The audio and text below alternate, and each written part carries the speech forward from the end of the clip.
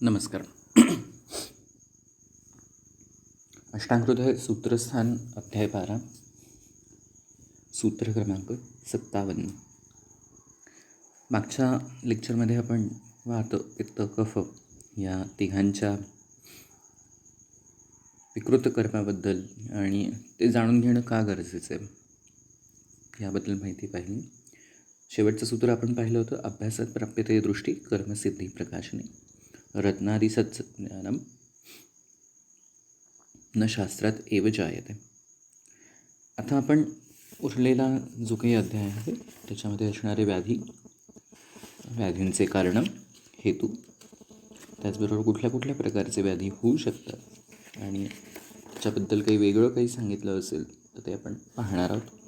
यात सुरुवातीला पहिला 57वा श्लोक, दृष्टापचारजः कश्चित पूर्वापराधजः तत्संकरात भवन्त्यन्यो व्याधिरेव त्रिधा स्मृतः.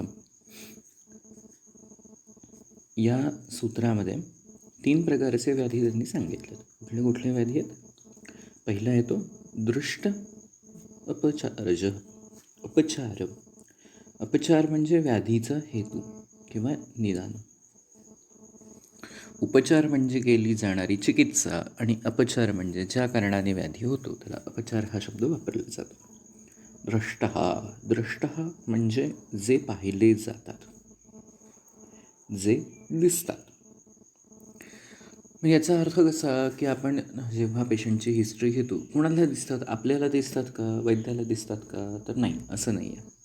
तर त्या व्यक्तीला माहिती होतात की हा त्याने विकृत आहार घेतला आहे, विकृत विहार घेतला आहे, विकृत क्रिया घेतल्या आणि ते त्याच्या लक्षात असतात. त्यामुळे तो ज्यावेळेस आपल्याकडे येतो पेशंट म्हणून आणि आपल्याला त्याची हिस्ट्री देतो, इतिहास आपण ज्याला म्हणतो, व्याधी वृत्तांत किंवा व्याधी इतिहास, मग आपण आहार विहाराबद्दल प्रश्न विचारतो की कुठले पदार्थ आवडतात, कुठल्या रसाचे आवडतात, कुठल्या गुणाचे आवडतात. त्यावेळेस तो आपल्याला सांगतो की मला या रसाचे या गुणाचे पदार्थ आवडतात. म्हणजे उदाहरणार्थ कोणाला गोड आवडतं, कोणाला तिखट आवडतं, मग त्याच्यानुसार आपण कुठल्या दोषांवर कसा परिणाम होतो तो अंदाज घेऊन आपण त्याची संप्राप्ती मांडत असतो.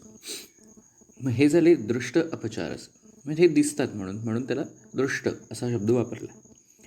कश्चित पूर्व अपराधजः म्हणजे पदार्थ विज्ञानमध्ये हे जर आपण अनुमान प्रमाणाचं उदाहरण पाहिलं तर आपण पुनर्जन्म आणि पुनर्जन्म सिद्धी नावाचा एक भाग पाहिलेला आहे की आयुर्वेदशास्त्र हे आस्तिक आहे आणि त्याच्यामुळे ज्या काही वेदांतानुसार आलेल्या गोष्टी असतील, वेदांनुसार गोष्टी आल्या असतील, त्याच्यामध्ये पुनर्जन्म सिद्धी हा एक प्रकार आहे किंवा पुनर्जन्म म्हणजे माणसाचा पुन्हा पुन्हा जन्म होत राहतो किंवा त्या आत्म्याचे पुन्हा पुन्हा निर्माण होत राहतं, त्याला पुनर्जन्म म्हटलेलं आहे. आधीच्या जन्मामध्ये जे काही कृत्य केलं असेल ते आता ह्या जन्मामध्ये तर आपल्याला माहिती नाही, त्याला अदृष्ट कर्मज म्हणतात. अदृष्ट कर्मज, जे दिसत नाही ते. म्हणून पूर्वजन्म म्हणजे मागच्या जन्मातलं आपल्याला आठवत नाही, पण बऱ्याच वेळा व्याधी असे होतं, सहज होणारे व्याधी, सहज म्हणजे जन्मापासून असणारे व्याधी किंवा अचानक काही व्याधी होतात की त्या व्याधींचा संबंध या जन्माच्या हेतूंशी सापडत नाही, किती अभ्यास केलं. बऱ्याच वेळा असं आपण जर वाचलो की मॉडर्न मेडिसिनही काही व्याधींच्या बाबतीत असं वर्णन करतं, डिसीजेस ऑफ अननोन ओरिजिन. याचं ओरिजिन कुठून आहे ते कळत नाही, पण तो त्याला डिसीज झाला. असेही आपल्याकडे बरेचसे व्याधी होतात. विशेषतः कुष्ठव्याधीच्या बाबतीत हे लक्षण मानलं जातं की होणारा जो व्याधी आहे त्याला पूर्वजन्म कृतकर्म हे बऱ्याच वेळा लक्षण सापडतं. त्याच्यानंतर पुढे काही आहे, तत्संकरात भवन्त्यो अन्यो तत्संकरात भवती अन्यो व्याधी एवं त्रिधा स्मृतः. व्याधी ही एवं त्रिधा स्मृतः, हे 3 प्रकारचे व्याधी. त्यातला तिसरा प्रकार कुठला आला? संकर या शब्दाचा अर्थ 2 गोष्टी एकत्र किंवा त्याला संसर्ग असाही शब्द वापरला जातो. कुठल्या 2 गोष्टी? तर दृष्ट अपचारज आणि अदृष्ट अपचारज, म्हणजे पूर्वजन्म आणि या जन्म या दोन्हीतल्या गोष्टींमुळे होणारे जे काही व्याधी असतील त्यांना त्यांनी काय म्हटलं? संकर व्याधी म्हटलं आहे. की हे पण अशाही प्रकारचे व्याधी होतात की ज्याला याही जन्मातले थोडेफार कारणीभूत ठरतात आणि मागील जन्मातलेही कृत्य ठरतात. आता हे ओळखायचं कसं?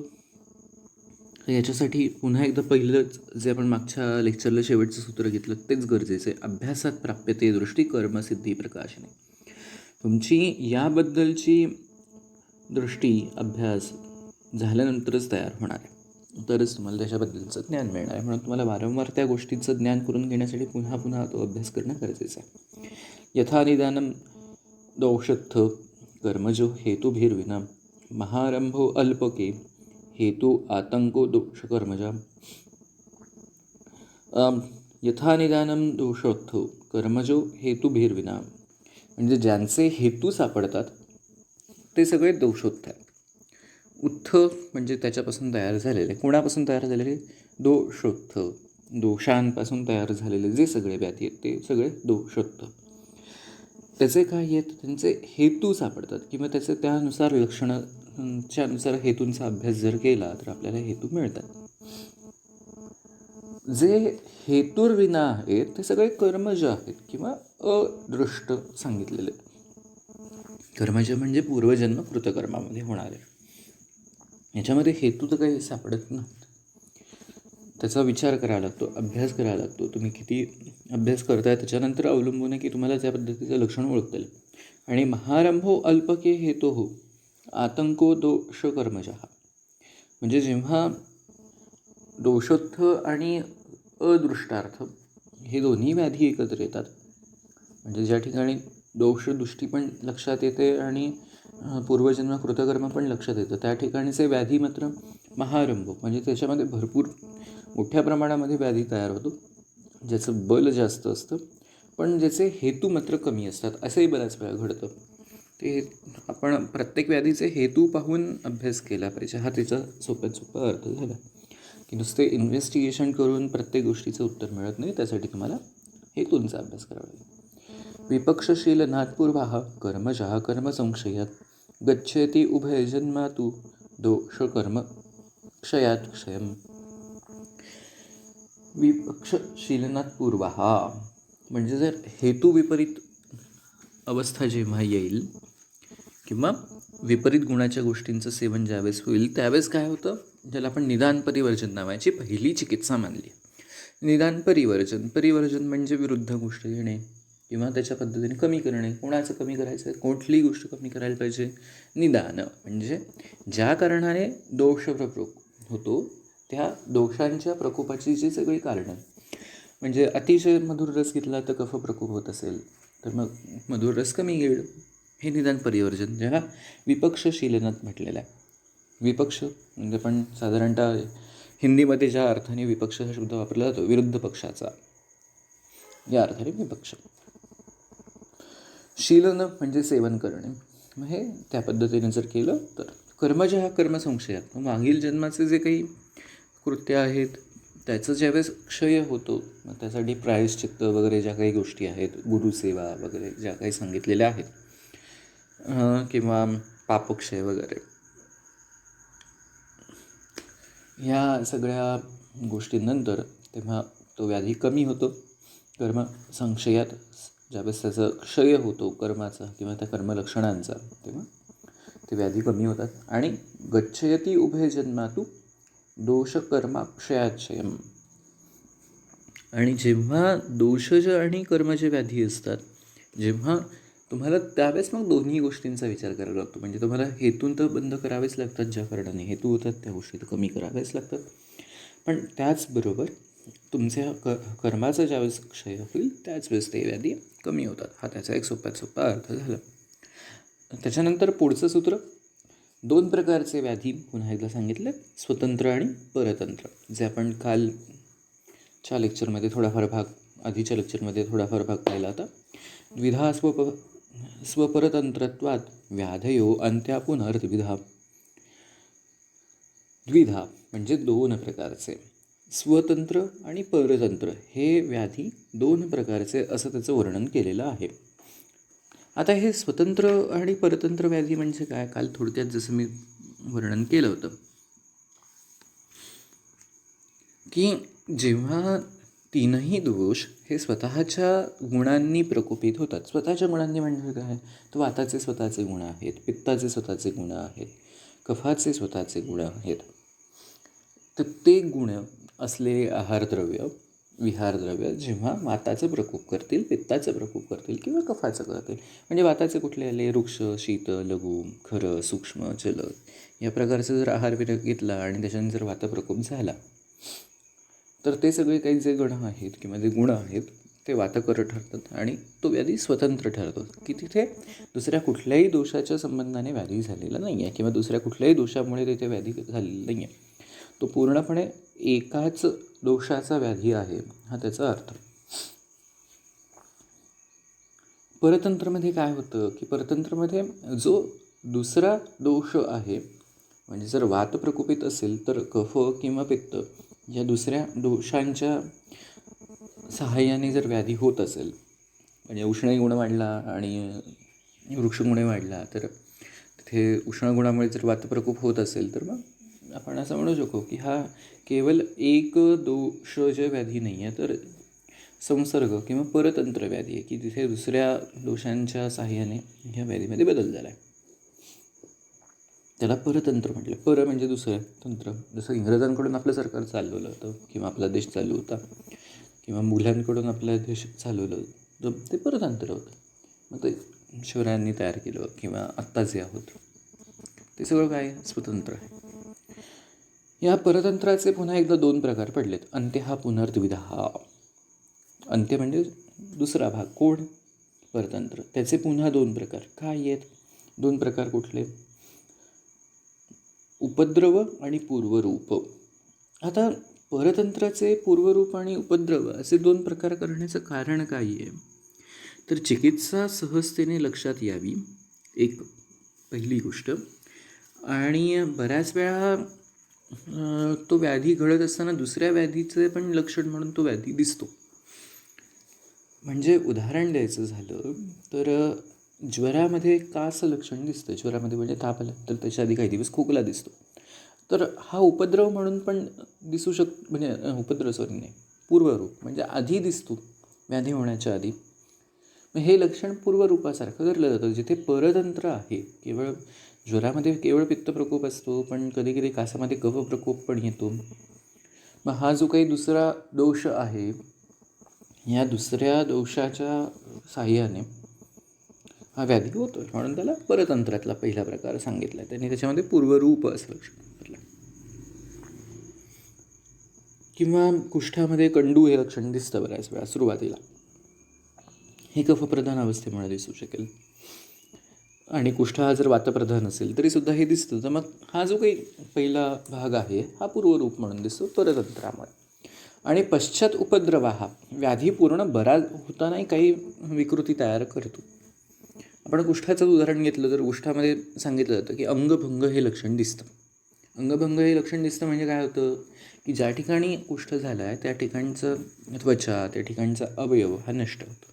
त्याला त्यांनी अंगभंग हे लक्षण समजा मानलं आहे. की नाकाच्या ठिकाणी जास्त कुष्ठ झाला की काही दिवसांनी ते नाकाचा तो भाग निघून जातो. कर्णाच्या ठिकाणी झाला तर कानाच्या पाळीचा भाग तो निघून जातो. हे उपद्रव आहेत.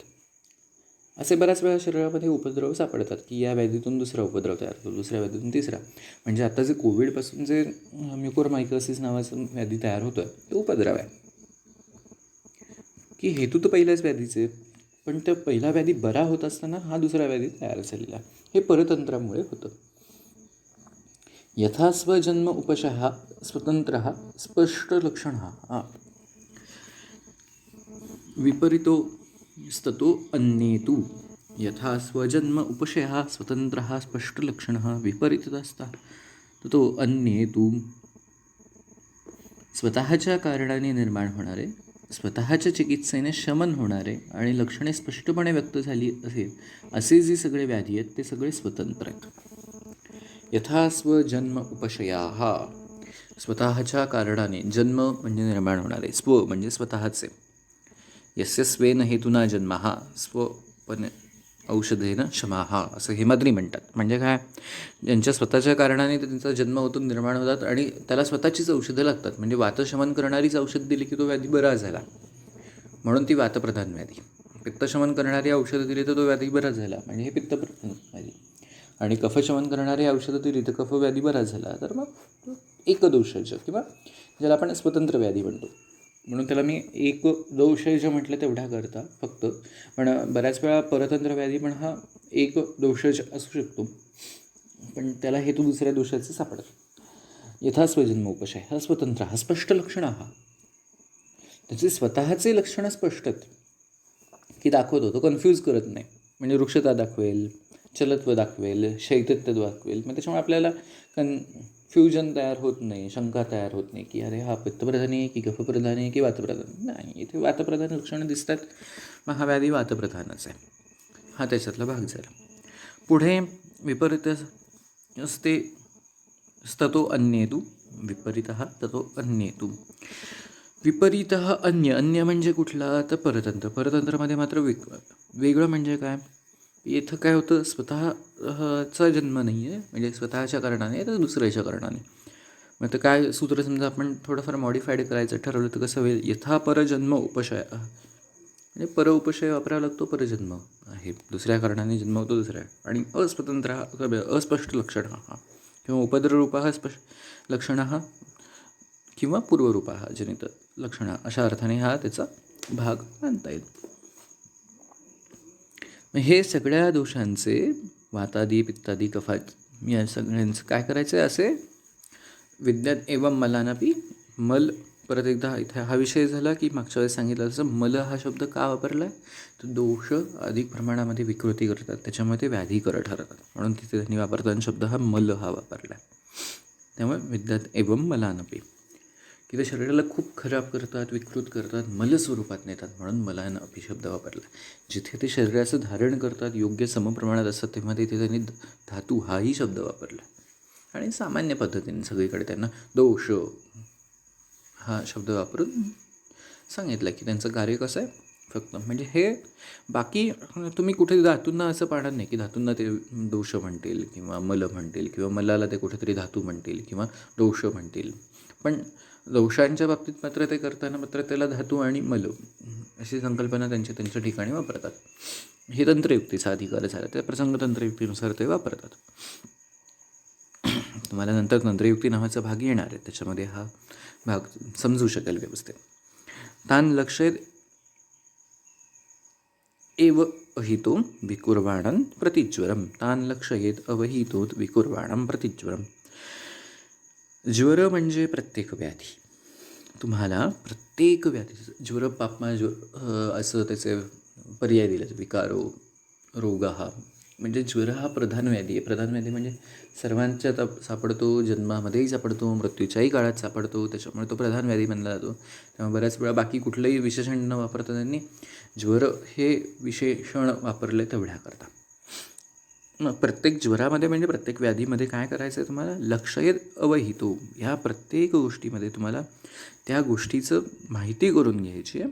कोणी करून घ्यायची आहे, प्रतिज्वरामध्ये विकुर्वाणं, पूर्णपणे बारीक लक्ष द्यायचं आहे. अवहितो म्हणजे कीन ऑब्झर्वेशन ज्याला म्हणता येईल किंवा मायन्यूट ऑब्झर्वेशन तुम्हाला ठेवायचं आहे. म्हणून टीकेमध्ये दत्तचित्त हा शब्द आला आहे. दत्त याचा अर्थ नेहमी दक्ष असलेला, की ज्याचं सगळ्या गोष्टींवर बारीक लक्ष आहे, घडणाऱ्या प्रत्येक गोष्टीवर लक्ष आहे, अशा अर्थाने त्याला त्याने शब्द वापरला आहे. हे प्रत्येकाचं बारीक पाहिजे. आपल्याकडे कुठेही थेट औषध द्या असं म्हटलेलं नाही आहे. त्यामुळे बऱ्याच वेळा जर आयुर्वेद वैद्यांच्या बाबतीत आरोप केला जातो की थेट औषध द्या म्हणून सांगतात, तर तसं नाही आहे. आपल्याला सगळ्या गोष्टीचं निदान पाहणं गरजेचं आहे. तेषां प्रधान प्रशमे प्रशमो अशाम्यस्तथा.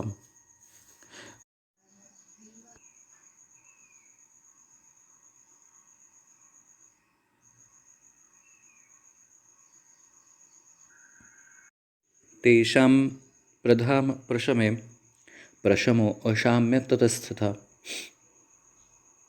पश्चाच्चिकित्सते तूर्णं वा बलवन्तम् उपद्रवम्. जेव्हा परतंत्र व्याधीची चिकित्सा करायची, अशा दुसऱ्या कारणाने होणाऱ्या व्याधीची चिकित्सा करायची असेल, त्यावेळेस चिकित्सा करताना सर्वप्रथम ज्या कारणाने झाला आहे त्याचा विचार करून त्या व्याधीची चिकित्सा करायची आहे. तर सगळ्यात आधी जो वाढलेला दोष आहे त्याची चिकित्सा करून नंतर जो राहिलेला असेल त्याचंही चिकित्सा करायची आहे. अशा वेळेस अजून एक दुसरा वापरला जातो पर्याय की प्रधान व्याधी. प्रधान व्याधी म्हणजे ज्याच्यामध्ये स्वतंत्र दोष प्रकोप आहे. अशा स्वतंत्र दोष प्रकोप असलेल्या व्याधींची चिकित्सा आधी करावी आणि नंतर गौण म्हणजे परतंत्र व्याधीची चिकित्सा करावी. साधारणतः हे तुम्हाला नंतर निदान पंचकामध्ये व्यवस्थित अजून समजू शकेल. सध्या नाही समजणार, पण हा विषय नंतर आपण मांडूया.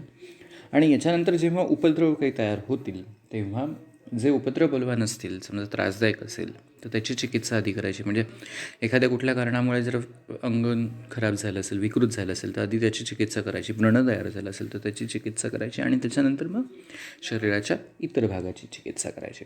हा त्याच्यामध्ये एक सोपा भाग वर्णन केलेला आहे. पुढे एक सूत्र आलं की जे बऱ्याच वेळा आपल्याकडच्या वैद्यांकडून वापरलं जातं. विकारो नाम अकुशलो न जिर्ह्यात कदाचन नहि सर्व विकाराणं नाम तो अस्ति ध्रुवास्थिती. विकारो नाम कुशलो न जिह्यात कदाचन नहि सर्व विकाराणां नाम तो अस्ति ध्रुवास्थिती. म्हणजे सगळ्याच व्याधींचं नाव देता येत नाही असं ग्रंथकारांचं म्हणणं आहे. म्हणजे सुरुवातीचा भाग म्हणून हा लक्षात ठेवायला. जेव्हा जेव्हा तुमचा अभ्यास होईल तेव्हा तेव्हा तुम्ही त्याची संप्राप्ती आणि दोषप्रकोप व्यवस्थित लक्षात ठेवू शकता आणि त्याच्यानुसार एखाद्याला कुठल्या व्याधीला नाव द्यायचं असेल तर ते लक्षात घेऊ शकता. त्याचं कारण काय तर पुढच्या सूत्रांमध्ये ते सांगतात की स एव कुपितो दोषः समुत्थान विशेषतः स्थानांतराणी च प्राप्य विकारान कुरुते बहुन. एकाच हेतूमुळे किंवा वेगवेगळ्या हेतूंमुळे, वेगवेगळ्या गुणांमुळे, वेगवेगळ्या ठिकाणी हे वेगवेगळ्या प्रकारचे व्याधी तयार करू शकतात. मग प्रत्येकाला नाव देणं शक्यच होईल असा याच्यातला काही भाग नाही आहे. तस्मात् विकार प्रकृती अधिष्ठानांतराणी च बुद्ध्वा हेतू विशेषांश्च शीघ्रं कुर्यात उपक्रमम्. म्हणून संप्राप्ती व्यवस्थित पाहून घ्यायची, व्याधी व्यवस्थित पाहून घ्यायचा, दोष त्याची कारणं कुठली आहेत, कुठल्या कारणाने दोषप्रकोप होतो, धातुदृष्टी होते, कुठल्या कुठल्या स्थानामध्ये दोषप्रकोप होतो, धातुदृष्टी होते, त्याची संप्राप्ती काय असू शकते, या सगळ्या गोष्टींचा विचार करायचा आणि चिकित्सा जेवढ्या जमेल तेवढ्या लवकर सुरू करायची, असा हा त्याचा भाग आहे. म्हणून आपल्याकडे सुरुवातीला उपशय नावाचा भाग सांगितला की चिकित्सा देऊन पाहिजे आणि त्याच्यामध्ये जर काही वेगळं काही वाटलं तर त्यानुसार 7 दिवसानंतर आपण त्याची चिकित्सा बदलू शकतो. ह्या अध्यायातला सगळ्यात शेवटचा जो भाग आहे तो भाग म्हणजे दशविध परीक्षा भाव. दशम देशम बलम कालम अन्नम प्रकृतिपयम सत्वम सात्वम तथा आहारम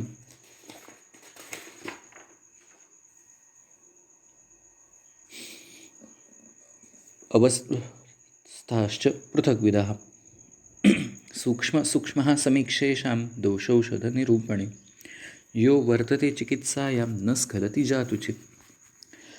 दोष्य म्हणजे कुठल्या दोषांपासून कुठले धातू मल विकृत झाले ते. देश कुठल्या कुठल्या देशांमध्ये दृष्टी आहे. बल त्याच्या शरीराचं बल कसं आहे. अन्न काल शरीराचा काल, वातावरणातला काल, हा भाग कसा आहे. अन्नल म्हणजे अग्नी. प्रकृती त्या व्यक्तीची प्रकृती कशी आहे. वय बाल्यावस्थेत आहे, मध्यमावस्थेत आहे की वृद्धावस्थेत आहे. सत्व त्या व्यक्तीचं मनबल कसं आहे, त्याला सत्व हा शब्द वापरला जातो. सात्म्य त्याला कुठल्या गोष्टी सात्म्य आहेत, कुठल्या गोष्टी असात्म्य आहेत. आहार म्हणजे कुठल्या कुठल्या पद्धतीचा, कुठल्या गुणाचा आहार घेतो तो. अवस्था म्हणजे कुठल्या प्रकारचे, म्हणजे या सगळ्या गोष्टींची अवस्था किंवा या सगळ्या गोष्टी पाहून तुम्हाला चिकित्सा करायची. कशी करायची. सूक्ष्म समीक्षम